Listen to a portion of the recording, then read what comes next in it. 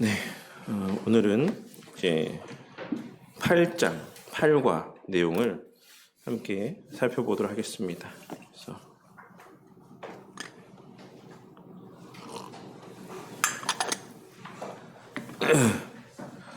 8과 보시면 이제 앞부분에 8과 써 있는 그 바로 앞부분에 보시면 이제 복음을 뭐라고 설명하고 있냐면, 물론 매 챕터마다 이제 설명을 하고 있지만, 복음은 믿는 우리 모두를 변화시켜서 예수 그리스도처럼 다른 사람을 위해 자신을 내어주는 사랑을 할 수 있게 하신다라고 하는 소식입니다라고 이야기를 하고 있습니다. 그래서 오늘 우리가 함께 나눈 또 말씀과도 연장선상에 있는 말씀이라고 생각하시면 될 것 같아요. 로마서 12장에 있는 말씀에 언급되어져 있는 내용을 또 근거로 해서 우리가 또 이러한 복음에 대한 어떤 정의들을 내릴 수 있다고 생각합니다. 그래서 이제 내용에 보시면 8과의 제목은 하나님 나라에 들어간 자들의 삶은 어떠한가? 사랑의 삶이다 라고 하는 것을 말씀하고 있습니다. 그래서 오늘 우리가 나눈 말씀과도 연장선상에서의 내용이니까 좀 더 쉽게 그 내용들을 분명하게 이해할 수 있을 거라고 생각합니다. 밑에 이제 본문에 내려가시면 하나님은 그의 아들 예수 그리스도를 이 땅에 보내셔서 하나님 나라를 회복하셨다라고 말씀하고 있습니다. 여기서 하나님 나라라고 하는 것은 이미 여러 차례 우리가 함께 나누었지만 하나님이 통치하시는 그 하나님의 주권과 그 다음에 그 주권 가운데 통치 가운데 순복하는 그의 백성과 또 그들에게 허락하신 땅, 이것을 의미한다라고 말씀을 드렸죠. 그래서 이에 대해서 제가 이제 지난주였나요? 지지난주였나요? 벌써 제가 그 PTS 다녀온 게 그렇죠? 지지난주였죠? 지난주는 수요예배가 있었으니까. 네, 이렇게 언제 세월이 흘러가는지 모르게 지난주인지 지지난주인지도 헷갈리게 이렇게 시간이 빨리 가네요. 네, 어쨌든 이제 이 하나님 나라와 관련해서 본래 하나님 나라에는 땅이라고 하는 요소가 있죠. 본래 이스라엘 백성들에게는 가나안 땅이라고 하는 약속된 영토가 있었고, 그것이 가시적으로 이제 절정을 이루게 된 게 다윗을 통한 하나님의 나라 이스라엘이라는 국가가 세워지면서 그 국가가 속한 이제 통치하는 분명한 영역이 있었습니다. 그래서 이제 하나님의 나라에는 분명한 그와 같은 땅의 요소가 있는데, 우리가 그리스도로 말미암아 이 땅에 하나님의 나라가 임했는데 이제 그 땅의 요소가 지금은 있습니까? 없습니까? 이것을 어떻게 보느냐에 따라서 이제 학자들의 견해가 좀 갈리기는 해요. 근데 이제 저희가 이제 나누는 이 책에 근거한 이 책의 이제 저자이신 목사님과 함께 이야기 나누면서 이제 나누었던 내용은, 이제 이 책의 기조는 아직 그 땅은 임하지 않았다. 이 세상 가운데 완전하게 이제 그렇게 보는 견해를 갖고 있습니다. 그래서 그것 때문에 어떤 학자들은 그래서 하나님의 나라가 아직 임하지 않았다라고 보는 학자들도 있어요. 그래서 그 예수님의 가까이 왔다라고 했을 때 그 가까이 왔다가 그 문자 그대로 가까이 왔지 완전히 임했다라는 것을 말씀하고 있는 게 아니다. 왜냐? 하나님의 땅, 가시적인 영토가 회복되지 않지 않았느냐. 여전히 세상 가운데는 이제 교회 가운데는 하나님의 통치가 완전하게 이제 온전히 드러났지만 여전히 이 땅의 가운데 하나님의 그 통치 질서가 다 임한 것은 아니지 않느냐라고 보는 견해들이 있어요. 그런데 우리는 이제 앞부분에서도 그런 내용들을 나누었는데, 하나님 나라라고 하는 그 나라의 회복에 있어서의 가장 중요한 개념은 통치의 개념이다라고 우리는 봅니다. 그래서 그 통치가 이미 당신의 몸된 교회 가운데 이미 임했죠. 그렇기 때문에 우리는 그런 맥락에서 하나님 나라가 임했다라고 봐요. 그리고 이 영토적인 측면에서 이 국가, 이 땅의 요소들은 예수님의 재림 때 완전하게 갱신될 것이다라고 이렇게 믿는 겁니다. 그래서 그 하나님 나라의 핵심은 하나님의 주권이고 통치다. 그 통치는 이미 임했다. 당신의 백성들을 통해서 이 땅에 가시적인 또 그 하나님 나라의 현실로서의 교회 가운데 임했고 각 하나님의 백성들에게 임했다. 그런 맥락에서 예수님께서도 하나님 나라가 임했다라고 말씀하셨고 우리도 하나님의 나라가 임한 것으로 여긴다라고 할 수 있습니다. 그래서 어쨌든 그 내용들은 또 나중에 기회가 되면 좀 그 부분들에 대한 내용들을 나누고, 어쨌든 하나님 나라가 회복됐다라고 우리는 믿습니다. 네. 예수 그리스도는 그 십자가 사역으로 악한 세력을 물리치시고 하나님의 백성들을 구원하십니다. 그리고 주님이 함께 하시며 다스리심으로 하나님 나라 곧 천국의 복을 누리게 하십니다. 우리는 이것을 교회라고 부릅니다. 그래서 이 교회의 핵심적인 가치, 본질이 뭡니까? 결국 예수 그리스도의 함께 하심과 그 다스리심이에요. 교회는 그냥 단순한 어떤, 그래서 자꾸 계속해서 반복해서 말씀드리지만 그냥 내가 믿는다, 내가 그리스도를 믿는다라고 하는 사람들의 그러한 모임이나 공동체가 아니라 실제적인 그리스도의 통치가 있는 곳이 교회입니다. 그래서 그 하나님 말씀 가운데 순복함이 있고 하나님의 말씀에 근거한 질서대로의 그 어떤 따름이 있고 그 통치가 있는 그런 곳을 교회라고 이야기하지, 그냥 자기의 소견에 오른 대로 나는 이런 하나님을 믿어, 나는 이런 하나님을 믿어 하는 저마다의 신앙 고백을 가진 사람들이 그곳에 모여 있다라고 하더라도 우리는 그것을 교회라고 보지는 않는다라는 것이죠. 그래서 우리가 교회의 어떤 참된 표지라고 이야기할 때, 말씀과 속례와 건징을 이야기할 때에도 그런 말씀들, 그런 어떤 이러한 원리들을 근간으로 해서 이제 그러한 것을 고백하고 있고, 하이델베르크 요리문답에서도 이제 그런 요소들을 함께 어울러서 이제 아울러서 이제 설명을 하고 있다라고 생각하시면 됩니다. 그래서 우리는 이러한 공동체를 교회라고 부른다. 주님이 함께 하시며 다스리시는 곳, 그리고 그 다스리심 가운데 순복하는 백성들이 있는 그 공동체를 교회라고 우리는 부르는 겁니다. 우리가 곧 교회이다. 교회는 신약시대에 부르심을 받은 하나님의 백성 그 자체입니다. 하나님 나라에 들어가 왕이신 주님의 통치를 받는 그 백성들 자체가 교회며, 그들이 함께 이루어가는 공동체가 교회다. 신약시대 교회는 그리스도 안에서 이미 임한 하나님 나라의 역사로 말미암아 탄생됩니다. 교회에서 하나님 나라 곧 천국이 실현됩니다 라고 할 수가 있죠. 그래서 이 가치를 실제로 맛본 자들은 그래서 이것을 포기하지 않고 이것을 뒷전으로 하지 않는 거예요. 이것을 실제로 실제적으로 체험하고 맛본 사람들이 누굽니까? 초대교회 사람들이죠. 초대교회 사람들이 그 가치를 맛봤기 때문에 그 가치를 위해서 자신의 모든 것들을 기꺼이 내어주며 그 누구도 자기의 것으로 여기지 아니하고 그러한 교회 중심의 삶을 살았던 거예요. 누가 시켜서가 아니라 그들이 맛봤기 때문이죠. 그 맛을 맛봤기 때문에 세상에서 누릴 수 있는 그 기쁨들보다 내가 이 교회라는 공동체 안에서 하나님 나라의 현실로서의 이 교회 공동체 안에서 맛보는 그 천국의 맛이 그들에게는 절대적인 가치였던 겁니다. 그래서 그들은 기꺼이 자발적으로 순종하며 자신의 것을, 그 교회가 세워지고 그 교회에서의 하나님 나라의 그 맛을 누리는데 기꺼이 그 삶의 그 모든 시간들을 선용할 수 있었던 거죠. 누가 시켜서가 아니라. 그래서 여담으로 말씀드리자면 이미 여러 차례 말씀드렸지만 초대교회 때 이제 그 문헌 자료들에 의하면 로마에 엄청난 극심한 전염병들이 몇 번 있었습니다. 그런데 그런 전염병들이 있었을 때마다 기독교가 엄청나게 부흥을 했어요. 그랬던 이유는 많은 사람들이 전부 다 전염병이 있을 때 그 지역을 멀리하고 폐쇄하고 그 사람들을 따로 격리시켜 놓고 이럴 때 그리스도인들은 그 곁을 떠나지 않았습니다. 왜냐하면 그들은 내세에 대한 확신이 있었고 그 공동체 안에서의 그 가치가 더 그들의 이 땅에서의 몇 년 더 사는 것보다 더 우선이었던 거예요. 그래서 그들은 그렇게 옆에서 병간호를 하면서 그들을 낫게 하기도 하고 때로는 같이 병에 옮겨서 죽기도 했죠. 근데 그럼에도 불구하고 그들이 그 자리를 이탈하지 않았다라는 거예요. 그래서 그것을 보면서 초대교회 때에 많은 로마의 사람들이 저 사람들이 믿는 바에는 무엇인가가 있나 보다라고 하는 이제 그런 인식들을 갖게 되었던 거예요. 그들도 어렴풋이나마 하나님 나라의 모습들을 봤던 거죠. 그래서 그런 박해 가운데서도 그들이 기꺼이 다 그리스도인이 되고 교인들이 되었다라는 것입니다. 근데 또 재밌는 것은 그것을 보면서 로마 황제가 이제 그런 이야기를 했다라고요. 우리도 만들자. 우리도 이렇게 구제할 수 있고 치료할 수 있는 그런 기관들을 만들자. 왜 못하냐 우리는. 그래서 따로 만들었는데 이제 그리스도인처럼 하지는 못했던 거죠. 아무리 그들이 이제 그 병자들을 돌보고 한다라고 하더라도 그리스도인들이 그들을 대하는 것과 이제 이들이 상부의 어떤 명령에 의해서 그 일들을 수행하는 것은 질적으로도 차이가 있을 수밖에 없었다. 그래서 초대교회에 이제 그러한 일들을 몇 번 겪는 과정들을 통해서 교회가 엄청나게 부흥하고 그리스도인들이 엄청나게 많아지게 되었다라고 하는 그러한 내용들이 있습니다. 그래서 우리가 이 교회에서 하나님 나라고 천국이 실현된다라고 하는 것, 이것의 가장 어떤 하나님 앞에서의 예표적인, 하나님께서 우리에게 보여주신 하나의 예표적인 모습 가운데 하나가 초대교회 때의 어떤 그러한 정말 한몸된 공동체의 모습이라고 할 수가 있는 것입니다. 그리고 궁극적으로 나중에 이제 새하늘과 새 땅에서 이루어질 하나님의 공동체, 나라 공동체는 이제 그런 것보다도 훨씬 더 고차원적이고 온전한 의미에서의 하나님 나라가 우리에게 이제 허락되어지고 누려진다라고 할 수가 있는 겁니다. 그렇게 교회는 이 땅에 하나님 나라가 임했다라는 것을 보여줍니다. 한 몸, 한 가족으로서 자신의 것을 아끼지 않고 내어주는 모습은 이 세상에서 볼 수 없는 것입니다. 하늘로부터 오는 사랑과 섬김과 능력으로 세상이 알 수 없는 평강과 기쁨을 누리는 가족 공동체인 교회의 모습은 이 세상에 구원이 임했다라는 것을 알리는 유일한 소망이다. 유일한 소망이다. 그래서 예전에도 말씀드렸죠. 그 존 메가더 목사님이 불신자들이 볼 수 있는 유일한 하나님의 말씀과 하나님 나라의 모습은 오직 그 교회의 모습과 성도들의 모습이다라고 말씀하고 있는 것, 이것이 갖고 있는 또 의미와도 좀 맥을 같이 한다라고 할 수 있습니다.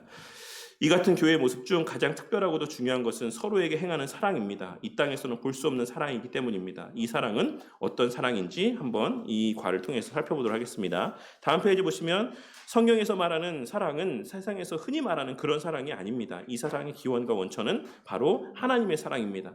그리고 그 하나님의 사랑은 예수님의 사랑이기도 합니다. 더 정확히 말하면 우리 주 예수 그리스도가 그의 생애와 십자가 죽음에서 보여주신 사랑으로 우리는 하나님의 사랑을 알 수 있습니다. 그리고 우리 믿는 사람들도 그 사랑을 따라서 서로 사랑하도록 요청을 받습니다. 되게 완곡한 표현이죠. 사실 요청받긴 하지만 엄밀한 의미에서는 명하시는 거죠. 명하시는 것. 왜?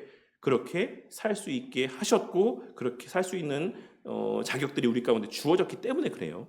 그냥 주지도 않고 하나님께서 사랑하라고 말씀하신 것이 아니라 이미 이루신 것을 지금 우리에게 요구하고 계시다라는 것을 이 뒷부분에 좀 더 살펴보도록 하겠습니다. 하나님의 사랑은 어떤 사랑입니까? 예수님은 우리를 위해 어떤 사랑을 베푸셨습니까? 교회는 이 놀라운 사랑을 어떻게 행할 수 있습니까? 요한 1서와 로마서의 말씀인데 우리 함께 이 내용들을 한번 읽어보도록 하겠습니다. 쭉 연달아서 시작.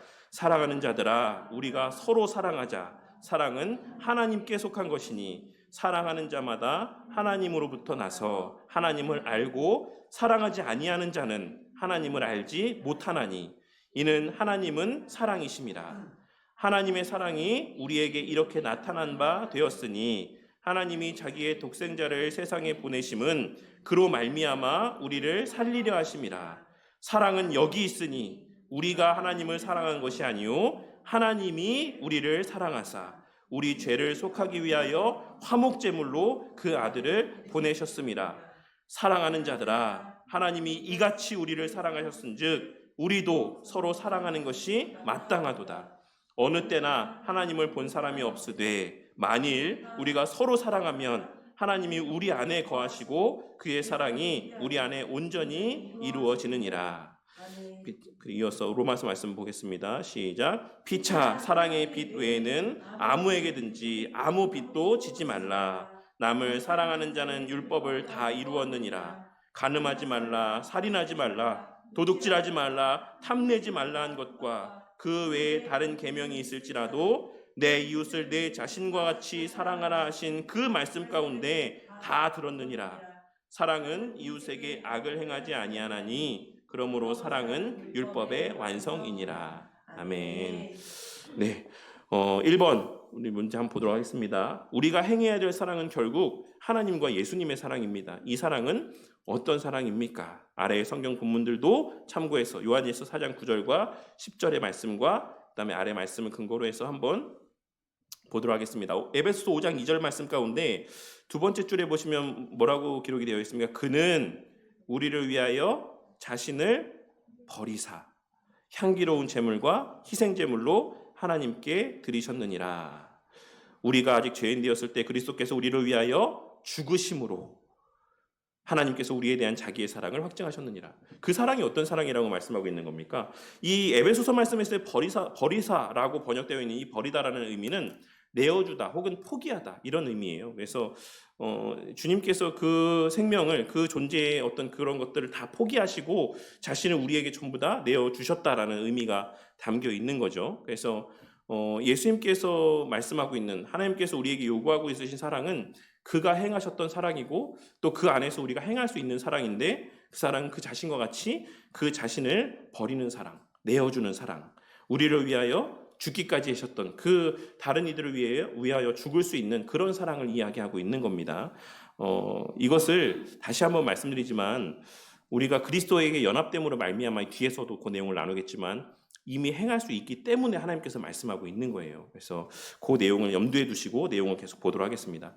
이번에 아무리 갚아도 갚을 수 없지만 끝까지 빚진 자의 마음으로 행해야지만 될 것이 바로 사랑이다. 하나님의 사랑을 따라서 다른 사람을 사랑하는 것은 단지 여러 계명 가운데 하나가 아닙니다. 다른 사람을 사랑한다는 것은 무엇을 의미합니까? 로마서 13장 8절에서 10절의 말씀 각 절들을 참고해서 사랑과 율법의 관계에 대해서 한번 말해볼까요? 네, 오늘은 여기서는 말할 수 없으니까 제가 말하겠습니다. 네, 율법이 곧 사랑이다라고 말씀하고 있는 거예요. 율법의 모든 요지와 핵심은 결국 사랑이다라는 것을 말씀하고 있는 것이고, 우리가 예수님의 말씀을 통해서도 확인할 수가 있죠. 이제 뒤에도 제가 그 내용을 이제 말씀을 드릴 텐데, 예수님께서 말씀하셨던 율법 교사가 이제 이 계명에 대해서 어느 계명이 큽니까라고 물었을 때 예수의 말씀이 하나님 사랑과 이웃 사랑이라고 말씀하시는 것을 통해 결국 십계명의 말씀도 그렇고, 그러니까 십계명이 모든 계명의 요체잖아요. 그러니까 그 십계명의 말씀이 의미하는 바도 하나님 사랑과 이웃 사랑이고, 그 외에 모든 계명도 다 사실 하나님 사랑으로 귀결되어지고 이웃 사랑으로 귀결되어지면 된다라는 사실을 말씀하셨습니다. 이를 통해서 결국 율법은 우리에게 있어서 되게 부정적으로 인식되어져 있긴 하지만 실상 율법의 요지 핵심은 사랑이다라고 하는 것을 우리가 이 내용들을 통해서 확인할 수가 있다라는 것입니다. 다음 페이지 보시면 이제 하나님의 뜻인 율법의 모든 계명들은 결국 다른 사람을 사랑하는 것으로 요약됩니다. 그래서 눈치채신 분들이 있겠지만 앞에 질문들이 다 뒤에 답이 있어요. 그래서 또 그 내용들이 뒤에 다시 한번 반복되고 이렇게 계속해서 이 내용이 반복되고 있는 걸 확인할 수 있습니다. 하나님의 뜻인 율법의 모든 계명들은 결국 다른 사람을 사랑하는 것으로 요약됩니다. 제가 이번에 그 PTS를 다녀오면서 그 이제 맨 마지막 날에 이제 그 목사님께서 총 이제 3일 동안 나누었던 내용들을 정리해서 이렇게 설명해 주시는 내용이 있었거든요. 그 시간이 있었는데 제가 그때 제 마음 가운데 되게 좀 깊게 울림이 되고 남았던 게 뭐였냐면, 복음을 복음적으로 전하는 교회가 되자, 복음을 복음적으로 전하는 목사가 되자, 이런 말씀을 하셨었어요. 그래서 제가 처음에 딱 그 말을 들었을 때는 당연한 말을 왜 하시는 거지? 이런 생각을 했거든요. 근데 그걸 곰곰이 생각해 보니까 그 뒤에 부연해서 하시면서 말씀하시기를, 우리 가운데는 복음을 율법적으로 전하는 경우들이 너무 많다. 복음을 율법적으로 전하는 경우들이 너무 많다. 근데 복음을 복음적으로 전해야 된다라고 하는 말씀을 하시는 것을 제가 듣고 마음에 되게 좀 이렇게 울림이 있고 되게 이렇게 마음에 잘 새겨졌거든요. 그래서 결국 하나님의 말씀하신 모든 것들은 결국 사랑입니다. 그 동기도 사랑이고 목적도 사랑인데, 우리가 이 하나님께서 거저 주신 사랑들을 전하면서 어느 순간부터 우리가 나도 모르게 되게 율법적이 되어버리고, 다른 이들을 향해서도 이 어떤 이 복음, 이 사랑이 담긴 이 율법들을, 사랑이 배제된 되게 율법적인 요소만을 가지고 평가하고 판단하고 또 정죄하는 모습을 이렇게 나타내 볼 때가 있죠. 목사인 저 같은 사람이 가장 쉽게 노출되어 있는 위치에 있는 사람이겠지만, 그래서 어쨌든 요 3번의 내용들을 보면서 제가 그 생각이 딱 났어요. 하나님의 뜻인 율법의 모든 계명들은 결국 다른 사람을 사랑하는 것으로 요약이 된다. 그래서 우리가 복음을 정말 복음적으로 전하는 교회가 되고 또 그러한 우리 개개인이 되어야 된다고 생각합니다. 그런데 이 사랑은 우리 아버지이신 하나님과 우리 주님이신 예수 그리스도가 사랑하신 것처럼 사랑하는 것입니다. 모든 율법의 성취와 완성인 사랑은 다른 사람을 어떻게 사랑하는 것입니까? 내 이웃을 내 몸과 같이 사랑하라 라고 하시는 말씀이에요. 그래서 요 의미도 요 뒷부분에 다시 좀 더 깊이 좀 나누도록 할게요. 저도 이제 요 내용을 준비하면서 먼저 보면서 이 의미가 이런 의미구나 라고 하는 거 생각했는데, 그 내용을 다시 좀 나누도록 하겠습니다. 그래서 1차적으로는 이 이웃을 사랑하라라고 말씀해서 내 이웃을 내 몸과 같이, 그 이웃이 누굽니까? 1차적으로는 당연히 교회 우리 성도겠죠. 근데 우리가 누가복음 10장에 보시면, 우리 함께 누가복음 말씀 한번 읽어볼까요? 누가복음 10장 25절에서 37절 말씀을 한번 좀 보도록 하겠습니다. 누가복음, 잘 아시는 내용이지만 그냥 함께, 우리 사마리아인의 비유의 말씀의 내용입니다. 누가복음 10장 25절에서 37절까지 말씀인데 좀 길지만 우리 이 시간 함께 좀 한번 합독해 보도록 하겠습니다. 시작. 어떤 율법 교사가 일어나 예수를 시험하여 이르되, 선생님, 내가 무엇을 하여야 영생을 얻으리이까? 예수께서 이르시되, 율법에 무엇이라 기록되었으며 내가 어떻게 믿느냐? 대답하여 이르되, 내 마음을 다하며 목숨을 다하며 힘을 다하며 뜻을 다하여 주 너의 하나님을 사랑하고 또한 내 이웃을 내 자신같이 사랑하라 하였나이다. 예수께서 이르시되, 내 대답이 옳도다. 이를 행하라. 그러면 살리라 하시니, 그 사람이 자기를 옳게 보이려고 예수께 여짜오되 그러면 내 이웃이 누구니까? 예수께서 대답하여 이르시되 어떤 사람이 예루살렘에서 여리고로 내려가다가 강도를 만나매 강도들이 그 옷을 벗기고 때려 거의 죽은 것을 버리고 갔더라. 마침 한 제사장이 그 길로 내려가다가 그를 보고 피하여 지나가고 또 이와 같이 한 레위인도 그곳에 이르러 그를 보고 피하여 지나가되 어떤 사마리아 사람은 여행 중 거기 이르러 그를 보고 불쌍히 여겨 가까이 가서 기름과 포도주를 그 상처에 붓고 싸매고 자기 짐승에 태워 주막으로 데리고 가서 돌보아 주니라. 그 이튿날 그가 주막 주인에게 데나리온 둘을 내어주며 이르되 이 사람을 돌보아 주라. 비용이 더 들면 내가 돌아올 때에 갚으리라 하였으니 내 생각에는 이 세 사람 중에 누가 강도 만난 자의 이웃이 되겠느냐? 이르되 자비를 베푼 자니이다. 예수께서 이르시되 가서 너도 이와 같이 하라 하시니라. 아멘. 이웃이 누구일까? 이웃이 누구일까? 우리가 일반적으로는 사실 갖고 있는 이웃에 대한 개념이라고 하면 오직 믿는 자들, 교회 안에 속한 자들만 우리가 이웃이다라고 생각하는 경우들이 있습니다. 그리고 사실 하나님의 말씀 가운데, 예수님 말씀 가운데도 1차적인 우리의 이웃이 당연히 형제요 자매인 것은 맞아요. 근데 오늘의 물론 이 사마리아인의 비유의 말씀이 또 우리가 더 많은 것들을 나눌 수 있겠지만 여기서 우리가 한 가지만 우리가 생각해 볼 수 있는 것은 예수님께서는 어떤 이웃의 경계를 따로 정해놓지 않으셨다라는 겁니다.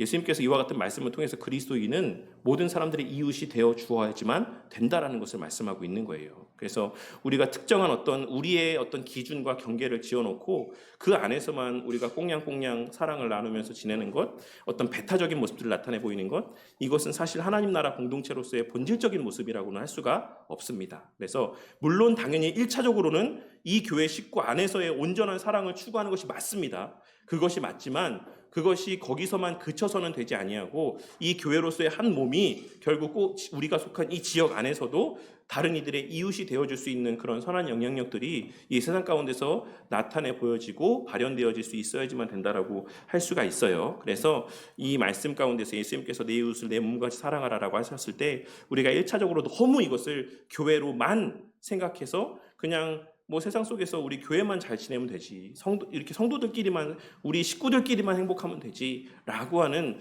어떤 생각들이 우리 가운데 있지 않았으면 하는 마음이 있습니다. 물론 이 내용의 본질은 그건 아니지만 함께 그 내용들이 좀 다루어졌으면 좋겠어서 제가 그 내용들을 함께 언급을 했습니다. 그래서 하나님께서 말씀하시는 것은 그렇게 이웃을 내 몸과 같이 사랑하라는 말씀이다.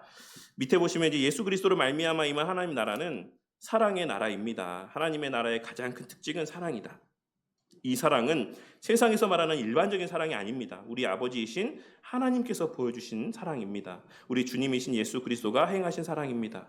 하나님의 사랑은 어떤 사랑입니까? 그 아들을 내어주는 사랑이었고 예수님의 그 사랑은 이제 하나님은 우리를 살리려고 독생자를 세상에 보내주셨고 우리의 죄와 그의 형벌을 대신 지고 희생당하는 화목 제물로 내어주셨습니다. 그리고 예수 그리스도의 사랑도 하나님의 사랑과 다르지 않습니다. 예수 그리스도는 자기 자신의 희생제물로 하나님께 드리셨습니다. 그래서 우리가 이 내용들을 통해서 다음 페이지 첫 줄에 보시면 하나님과 예수님 모두 이제 최고의 사랑으로 우리를 위하셨다. 그래서 우리는 하나님께 대하여 이런 사랑의 빚을 지고 있는 거죠. 그런데 이 사랑은 믿음으로 구원받은 신자들이 살아내야지만 될 사랑이기도 합니다. 하나님 아버지는 그의 자녀이자 그의 나라 백성인 신자들에게 율법을 주셨다라는 것이죠. 왜? 우리에게 그와 같은 특권을 주시고 그에 걸맞는 또한 책임과 의무들을 함께 주셨다라고 할 수가 있는 것입니다. 그래서 이것은 우리가 앞서도 하이델베르크 유리문답이나 웨스트민스터 신앙고백서에서도 고백하고 있는 바와 같이 이런 사랑의 율법을 행하는 것은 우리에게 어떤 선택의 요소가 아니에요. 되게 본질적인 요소고 마땅한 당위적인 모습이다라고 하는 것을 기억하셔야지만 됩니다. 밑에 보시면 밑에 단락에 우리 주님이신 예수 그리스도는 믿음으로 나오는 신자들 곧 그의 제자들에게 율법의 정수를 요약한 새 계명을 주셨고 직접 모범을 보여주셨습니다. 새 계명을 너희에게 준다. 내가 너희를 사랑한 것처럼 너희도 서로 사랑해라. 너희가 나처럼 서로 사랑하면 모든 사람이 너희가 내 제자인 줄 알 것이다 라고 요한복음 13장에서 말씀하셨죠. 그래서 예수님의 십자가 죽음은 우리의 죄를 사하시기 위한 것만이 아닙니다.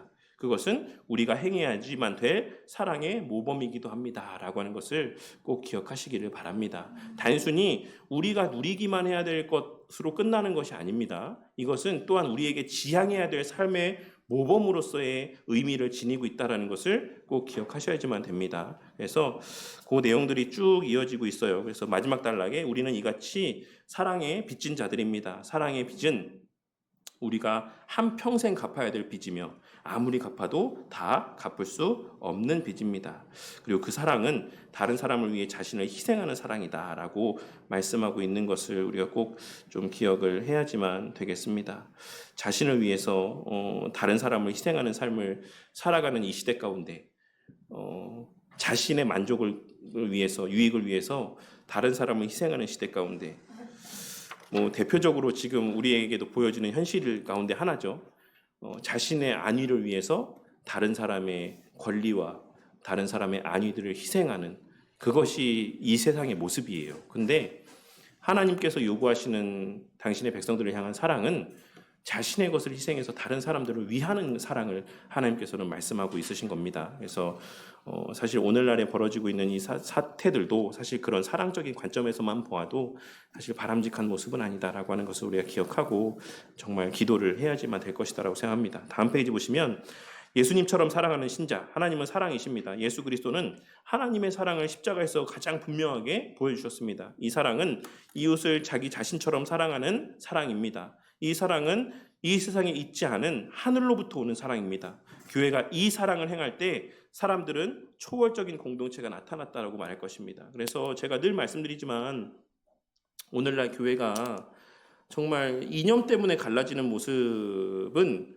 정말 저는 바람직하지 않다라고 생각을 해요. 그래서 제가 너무나도 좀 노골적인 표현이긴 하지만 오늘날 교회 가운데는 목사가 국민의힘을 지지하냐에 따라서 그 교회는 국민의힘 교회가 되고 민주당을 지지하느냐에 따라서 그 교회는 민주당 교회가 되고 그래서 절대적으로 자신이 지지하는 정치 이념과 정당을 무조건적으로 옹호하는 모습을 보일 때가 있는데 사실 저는 너무 바람직하지 않다라고 생각해요. 그래서 항상 우리는 하나님의 말씀의 관점 하에서 정말 물론 그렇다고 해서 어느 정당도 지지하지 마라 이걸 말씀드리는 건 아닙니다. 자신이 생각할 때 물론 더 자신이 생각하고 있는 여러 가지 그런 가치들에 따라서 더 지지하는 정당이 있을 수 있죠. 근데 그 정당에 추구하는 가치가 성경의 모든 가치를 대변하는 것은 아니다라는 것을 기억하고 우리가 조금은 한 걸음 더 떨어져서 하나님 말씀으로서 그 교회의 정당들을 때로는 지지하기도 하지만 때로는 비판할 수도 있는 그런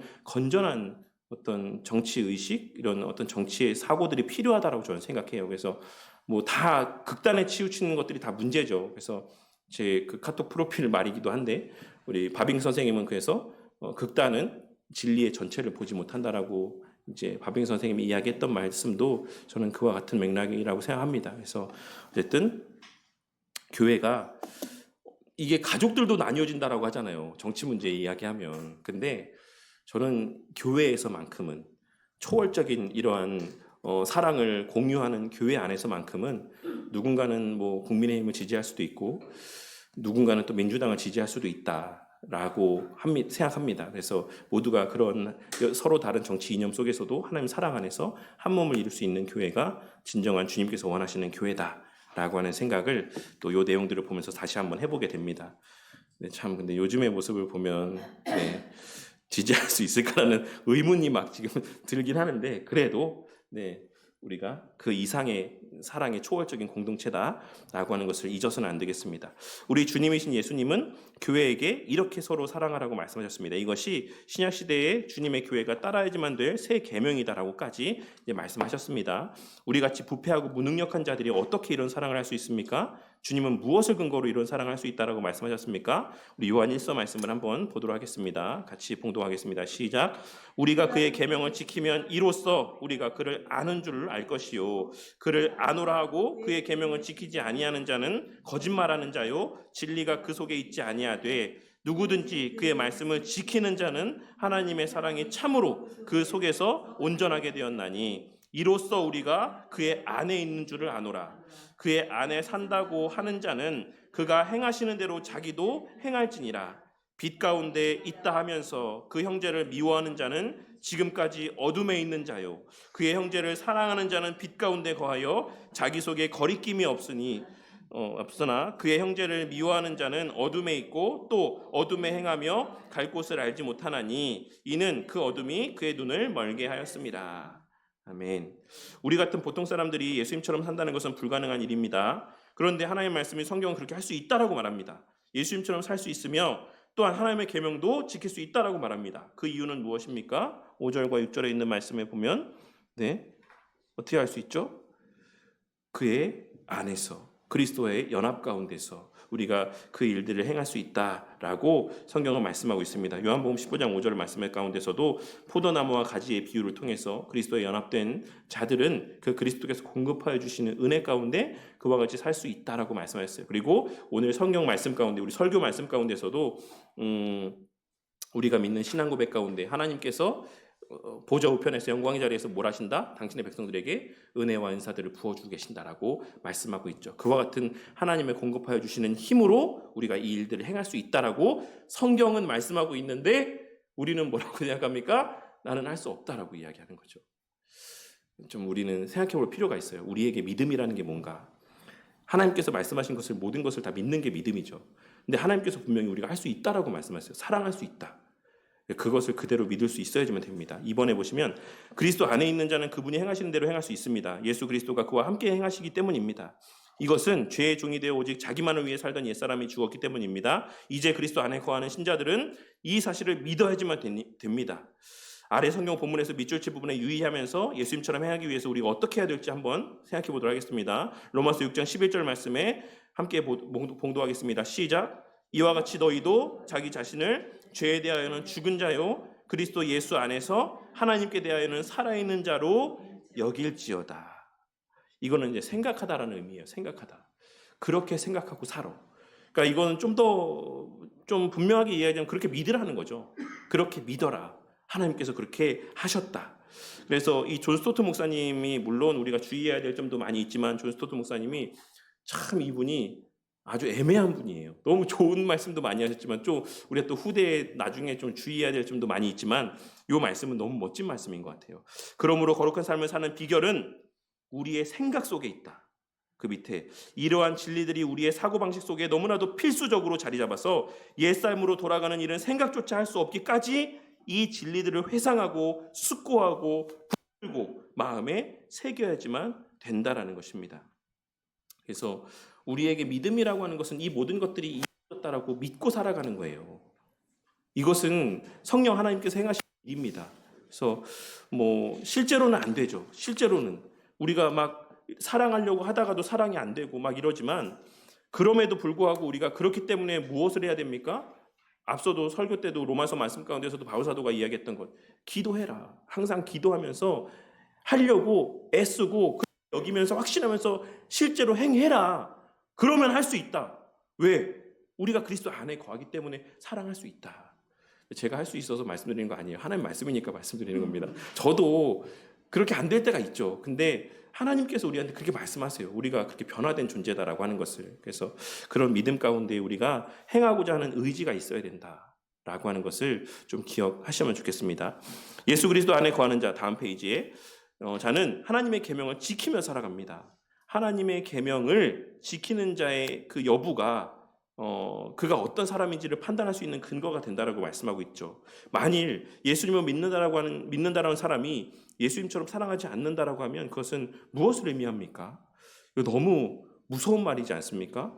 4절과 11절에 있는 말씀 그리고 또 5절에 있는 말씀도 같이 제가 언급을 할 텐데 첫째로는 뭐라고 이야기하죠? 거짓말하는 자라고 이야기하지 않습니까? 너 하나님 믿는다라고 하는 건 거짓말이잖아. 안 믿잖아. 진리가 그 안에 있는 자라고 말씀하고 있습니다. 그리고 어둠에 있는 자라고 말씀하고 있어요.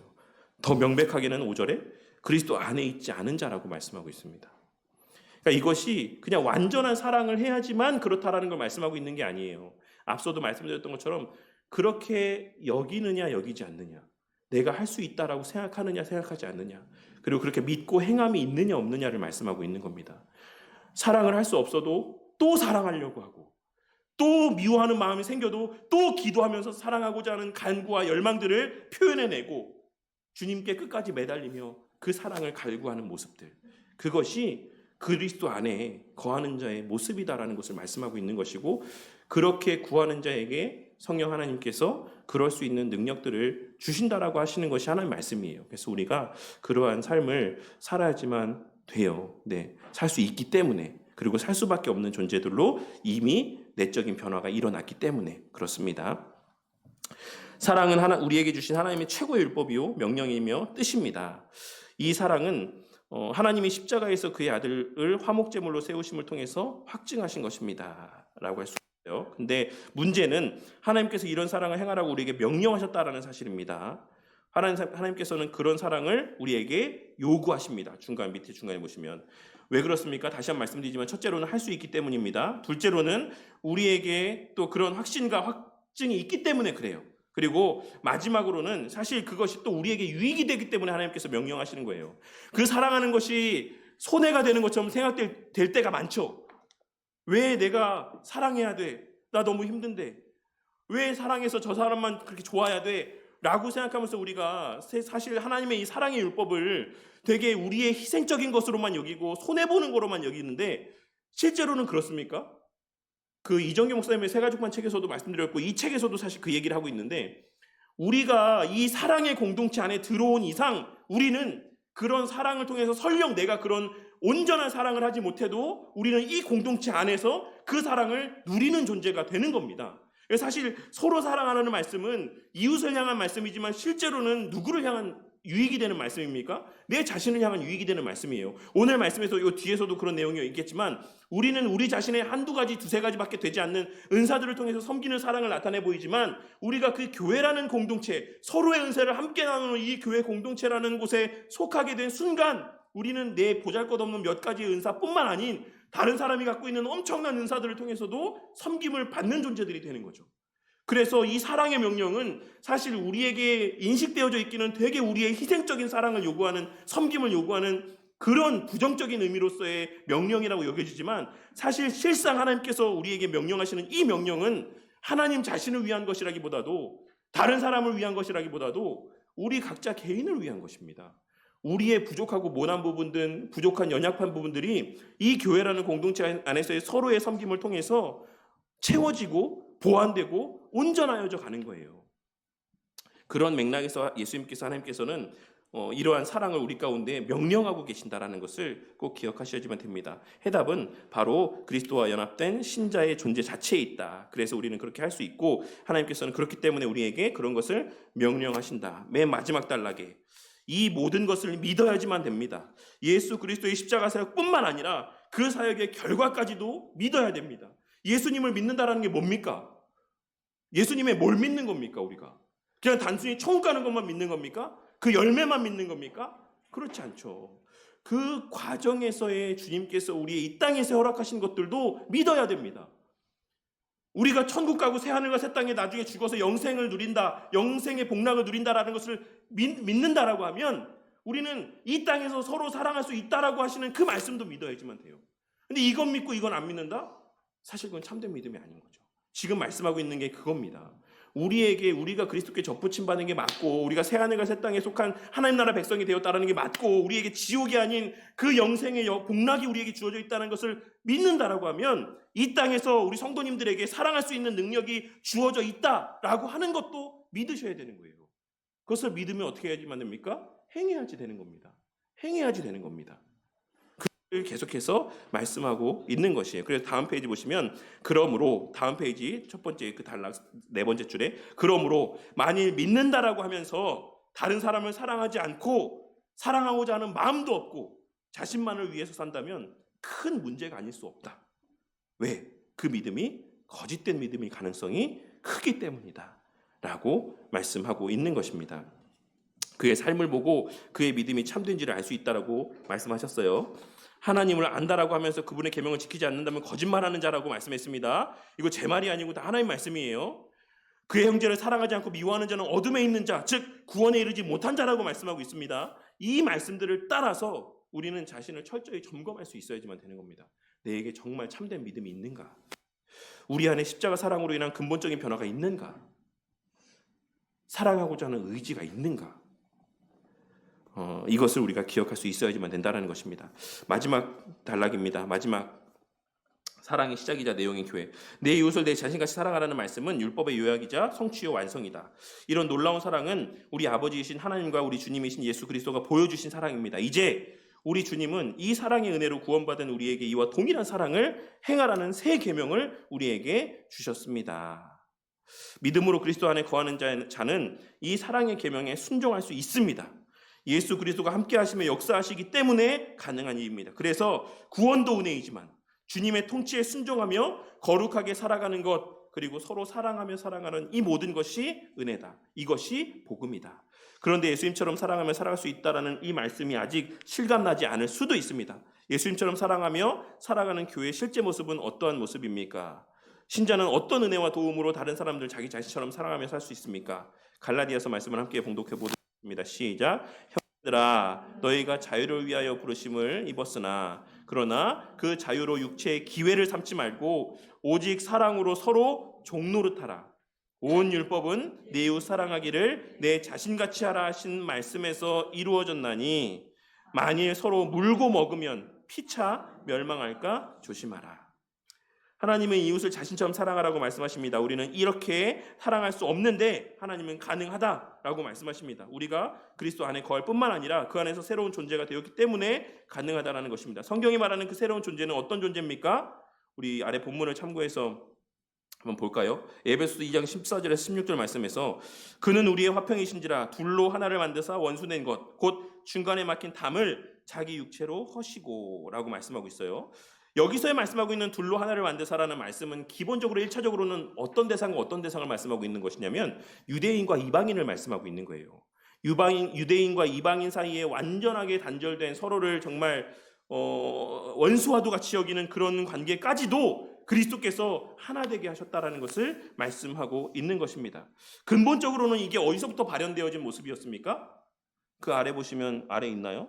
창세기의 말씀에 다음 페이지에 있나요? 창세기 말씀 가운데 보시면 아담과 하와가 본래는 서로 벗었으나 부끄러워하지 않았지만 범죄한 직후에 그들이 서로를 바라보며 무엇을 느꼈습니까? 경계심을 느꼈고 거리낌을 느꼈어요. 그러니까 이 거리낌, 이타적인 어떤 존재로서의 상대방을 객체로 인식하는 이 모습은 사실 우리에게 자연스러운 모습입니까? 자연스럽지 않은 모습입니까? 자연스럽지 않은 모습이에요. 원래 하나님께서 창조하신 인간의 모습은 그렇게 서로를 타자로 존재하는 것이 아니라 각자 한 몸으로 여기는 인식이 있었습니다. 그래서 벗은 몸을 서로 보았는데도 혹시 이 가운데 자기 벗은 몸 보면서 부끄러워하시는 분이 있어요? 없잖아요. 자기 몸 보면서. 네, 저는 뭐 개인적으로 좀 부끄러울 때가 있긴 하지만, 네, 그렇게 그것이 정상인 것처럼 서로가 모두가 우리가 한 몸을 이루었을 때 그런 것이 없죠. 근데 죄 가운데 그런 심지어는 아담과 하와 사이에도 그런 장벽들이 생겼다라는 거예요. 오늘 말씀에서 에베소서 말씀 가운데서 1차적으로는 유대인과 이방인을 말씀하고 있는 것이지만 근본적으로는 그와 같이 인간과 인간 사이에 있었던 그 모든 경계심과 벽들이 그리스도로 말미암아 완전하게 해소되어졌다라는 것을 말씀하는 거예요. 그래서 교회는 어떤 공동체다라는 것을 말씀하고 있는 겁니까? 하나의 새로운 사람인 공동체로서 하나의 교회, 한 몸을 이루게 된다라고 하는 것을 말씀하고 있는 것입니다. 그래서 이 교회라는 공동체 안에서는 타자를 어떻게 인식하게 되는 겁니까? 나로 인식하게 되는 거예요. 나로. 이게 되게 심리학적인 용어 안에서는 어떤 것을 얘기하냐면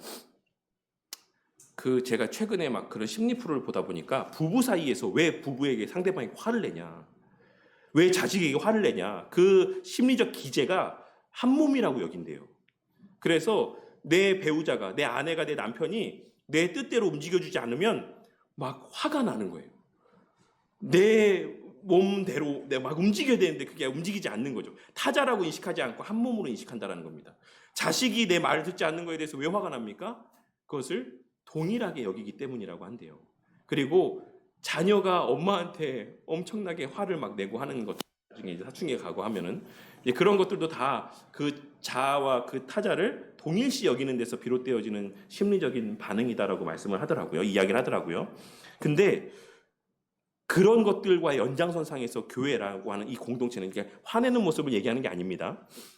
본질적인 하나된 교회라고 하는 것은 그 타자를 내 몸으로 여기게 되는 거예요. 내 몸으로. 그것을 하나님께서 말씀하고 있는 겁니다. 그래서 이 말씀 가운데서의 내 자신을, 내 이웃을 내 몸과 같이 사랑하라는 말씀은 그 타자를 네 몸으로 여기다라는 것을 말씀하고 있는 거예요. 그냥 이웃을 그대로 두고 내 몸처럼 생각해, 이 말씀을 하고 있는 게 아닙니다. 내 이웃을 내 몸과 같이 사랑하라는 말씀은 그 이웃을 한 지체로 여기라는 거예요. 내 몸. 우리가 부부 사이에 한 몸처럼 여기는 것처럼, 내 자식을 내 한 몸처럼 여기는 것처럼 교회 안에서의 성도들을 대하는 그 인식 자체를 그와 같이 하라는 것을 말씀하고 있는 거지, 그냥 이웃을 그대로 이웃으로 여기면서 내 몸처럼 사랑하기 위해서 애써라, 그런 말씀을 하고 있는 게 아니다라는 겁니다.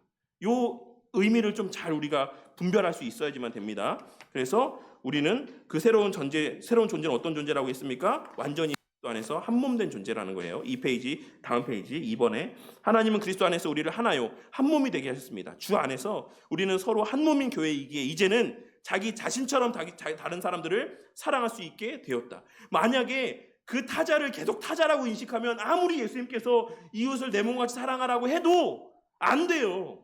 타자니까.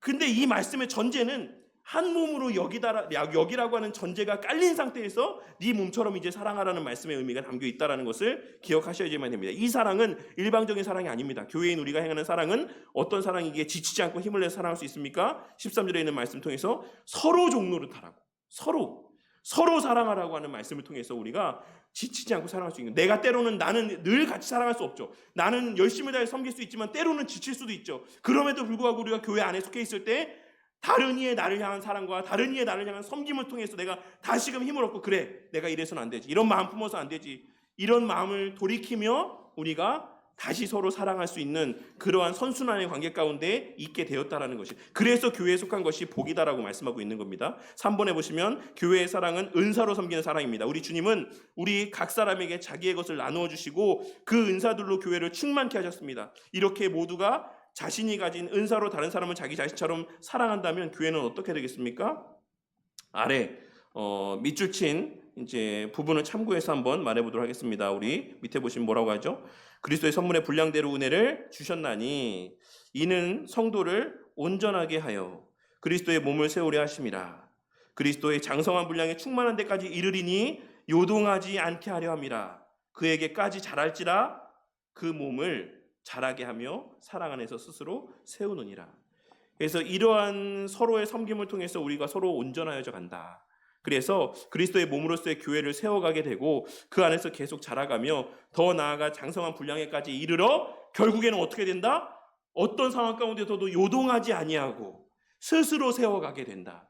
이런 자발적인 능력, 서로의 그 자생적인 능력을 통해서 그렇게 흔들리지 않고 계속해서 서로를 밀어주고 끌어주며 그렇게 세워져가는 능력들이 생겨나게 된다라고 말씀하고 있는 겁니다. 자, 이제 마지막 부분만 보고 마치도록 하겠습니다. 내 이웃을 내 자신같이 사랑하라. 이것이 우리가 받은 새 계명입니다.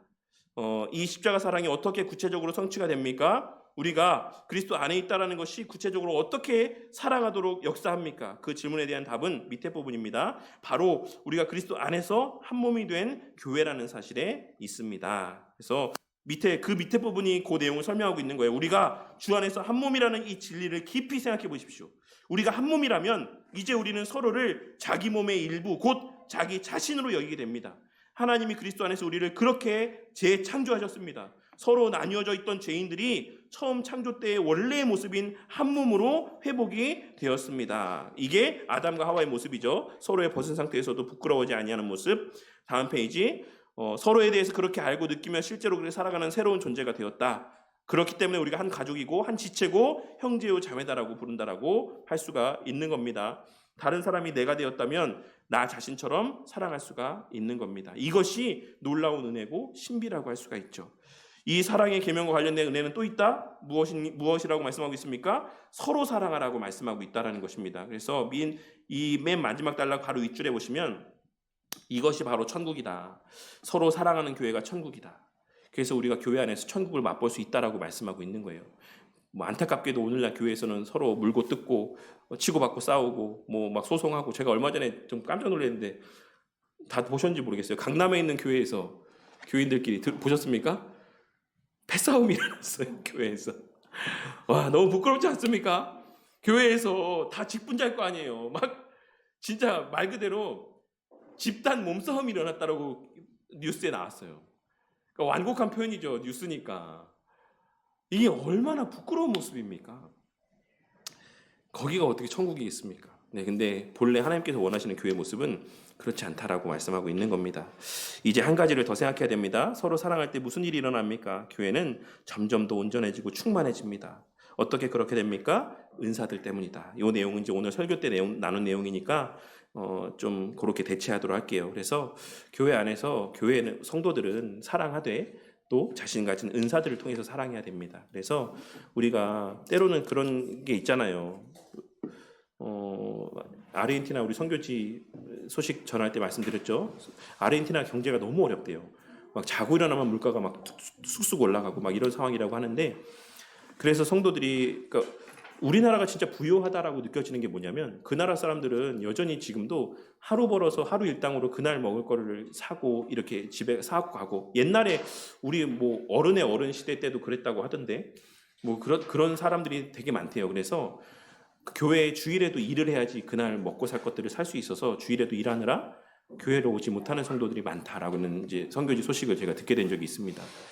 그러니까 우리가 사랑한다, 한 몸이다라고 했을 때에는 좀 더 물질적인 여유가 있는 자는 헌금을 통해서 교회에서의 주일에 일하지 않아도 그분들이 먹고 살 걱정하지 않도록 교회에서 그런 분들의 물질적인 필요를 채워줘서 예배드릴 수 있도록 하고, 또 그 외에 여러 가지 좀 말을 하는 게 지식을 알아듣는 게 좀 더딘 좀 그런 성도들이 있다라고 하면 조금 더 그런 깨닫고 논리적인 것을 이해하는데 좀 더 재능이 있으신 분들이 또 그 내용들을 또 다른 성도님들한테 잘 풀어서 또 설명해주고, 이렇게 서로의 부족하고 연약한 부분들을 함께 채워가고 실제적인 섬김의 사랑을 나타내 보이면서, 그렇게 이 교회 안에 그 누구도 물질적으로도 핍절한 자가 없고 영적으로도 핍절한 자가 없이, 이 핍절한 자가 없다라고 하는 것은 단순히 물질적으로 굶는 자만 이야기하는 게 아닙니다. 신앙적인 영적인 면의 수준에 있어서도 그 누구도 뒤처짐이 없이 서로 조금 더 많은 것을 깨달은 자들은 그렇지 못한 자들을 섬기며 그들이 또 깨달을 수 있는 데까지 인내하며 가르치고, 그렇게 모두가 함께 그리스도에 대한 온전한 지식을 알게 될 수 있도록 함께 예배드릴 수 있도록 그렇게 섬기면서 한몸 되어져 가는 게 교회인 것입니다. 그래서 우리 교회가, 오늘날 교회는 참 소수의 뭐 헌금 많이 하는 사람이나 소수의 앞에서 수고 많이 하시는 분들이나 혹은 소수의 사회적으로 지위가 있는 분들이나 이런 분들이 교회에서 더 대접받고 그런 분들 위주로 교회가 돌아가는 모습을 보게 될 때가 종종 있지만, 사실 그런 교회가 건강한 교회나 온전한 교회 모습은 아니다라는 것을 우리가 기억하고, 교회 안에서 모두가 허락하신 그 은혜들을 다른 이들을 섬기는 데 있어서 온전하게 선용하면서 정말 우리 교회가 그 누구도 뒤처지지 않고 조금 느리더라도 함께 서로의 부족과 연약을 채워가며 함께 날마다 그리스도의 장성한 분량에까지 세워져가는 그런 우리 하나님 나라로서의 교회 공동체가 되기를 바라겠습니다. 네, 혹시 오늘 내용들 가운데 따로 그냥 기도하고 마치도록 하겠습니다. 기도하겠습니다. 하나님 감사합니다. 주님, 이 시간 또 늦은 시간까지 또 함께 하나님 나라, 또 그 나라에 속한 하나님 나라 백성들의 본질에 대해서 또 함께 살펴보게 하여 주심에 감사를 드립니다. 주님, 참 우리가 교회 안에서 봉사하는 것, 시험도 많이 들고 또 힘겹기도 한 또 그러한 시간들일 때가 많지만, 하나님, 그것이 은혜인 것이 우리에게 깨달아지게 하여 주시옵소서.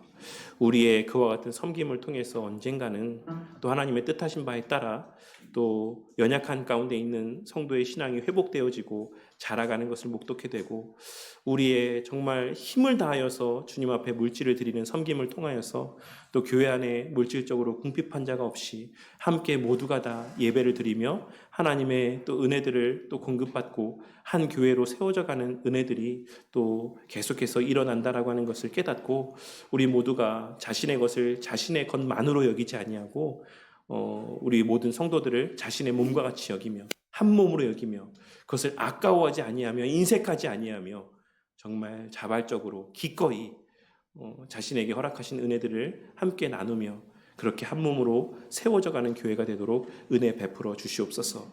그것이 초월적인 사랑을 함께 나누는 세상에서의 구별된, 세상에서의 속하였으나 세상과 같지 아니한 하나님 나라의 현실로서의 교회의 모습이 아닐까 싶습니다. 주님, 말씀을 전하는 이 부족한 종에게도 또 이렇게 또 귀한 목사님을 통해서 듣게 하신 바처럼 복음을 율법적으로 전하지 아니하고 교회에서의 복음을 선포하며 실제로는 율법적인 행위들을 또 요구하고 또 그것을 또 교회의 어떤 세워가는 데 있어서의 지침으로 삼지 아니하고 복음을 복음적으로 전하며 복음적으로 교회가 함께 복음을 누리고 만끽하는 교회로 세워져 가는 정말 그러한 우리 교회 공동체가 되게 하여 주시옵소서. 또 한 주의 삶이 시작되었습니다. 이 한 주, 이 하루 누리게 하신 은혜를 기억하며 이 주어진 또 한 날의 한 주의 삶을 또 그 주신 은혜들을 상기함 가운데 그 깨닫게 하신 바를 또 명심함 가운데 세상에서의 구별된 자로서 빛과 소금의 역할을 감당하며 살아가는 우리 모든 바른교회 성도님들 되게 하여 주시옵소서. 모든 것 감사드리며 우리 주 예수 그리스도의 이름으로 기도드렸습니다.